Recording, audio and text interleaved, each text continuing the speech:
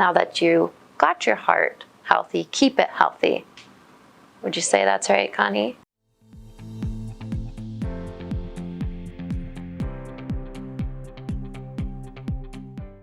Identify your why whenever you're wanting to make a change. Is it controlling chronic disease management, preventing further, arteriosclerosis? Is it preventing kidney stones? Then you got to figure out your what.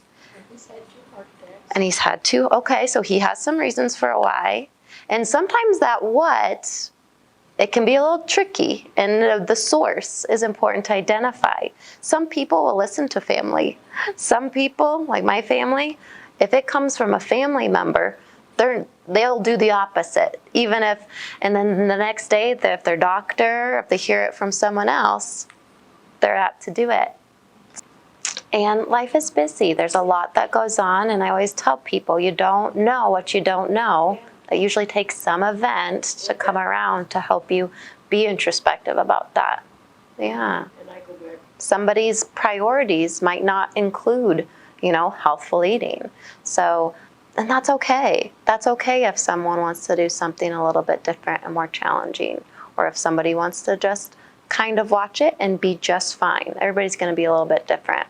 That's always what I tell people is the most important thing. They'll come to see me and I'll say, well, the number one thing I'm going to tell you is keep your office visits. Keep close tabs with either your PCP or your cardiologist, because that's how you're going to know if we need to be more aggressive.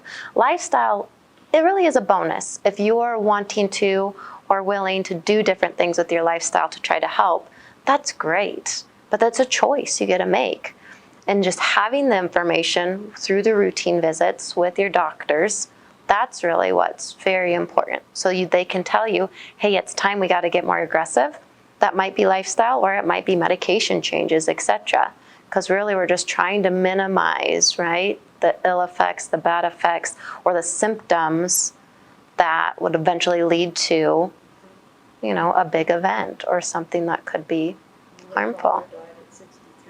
I wanted to talk through the how. So identifying your what, identifying your why. Why do you want to make change if you do? Then identifying the what through either finding a reputable resource or coming to a professional. That's something too, we can help you really tailor those recommendations. And then the how. So you want to make a change, you figured out what you need to do, now we need to do it. That can be in itself the most challenging part, because we're creatures of habit. We do the things we do because of our culture, because of tradition, because of family. I love to hear, and there's good and there's things that are not so healthy, but I love to hear you talk about, Peggy, your, things that from growing up, the tomato and peanut butter sandwich, those things carry with you. Mm-hmm. And they really do for all of us. I'm a dietitian and didn't know how to use a knife until I was in college in food science classes. I mean, there's just, the way you're raised has a big influence. Mm-hmm. Ranchers' daughters, I'm a rancher's daughter. So there's just a lot of influence from that. You might be overwhelmed by the amount of information that you see or that you get, and you can't remember it all. But there's going to be something. If the recommendation says, hey, let's lower our salt intake, maybe we just start simple by not adding additional salt. There's time where we can get into the details and get more in depth with decreasing the sodium through the products that it's already in and the packaging, but just stop adding salt. Maybe it's just your recommendation is to eat more vegetables. Start with what you know. So if you like green beans, start eating more green beans. We can talk, and there's time to increase variety, but just start simple. Choose a couple things that you're already doing that are in line with the recommendations and go that route. And then just to remember your why. What is that why for you? Is it your health? Is it your loved ones? Is it longevity? Is it to feel good? Is it to run a race? Is it to go on a trip? And I breezed over accountability and self-monitoring a little bit, but those are important even throughout, your life, because most of the time you're going to have the event and you're going to be very motivated right up. at the beginning, right? You're gonna be all on board. You have just experienced a heart attack. You have just experienced clogged arteries, and you're gonna do everything.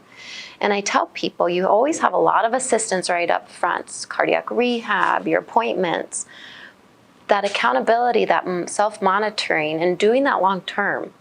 I always try to encourage people, okay, we've met monthly now for 6 months. Let's start to taper. Let's meet again in 2 months or 3 months.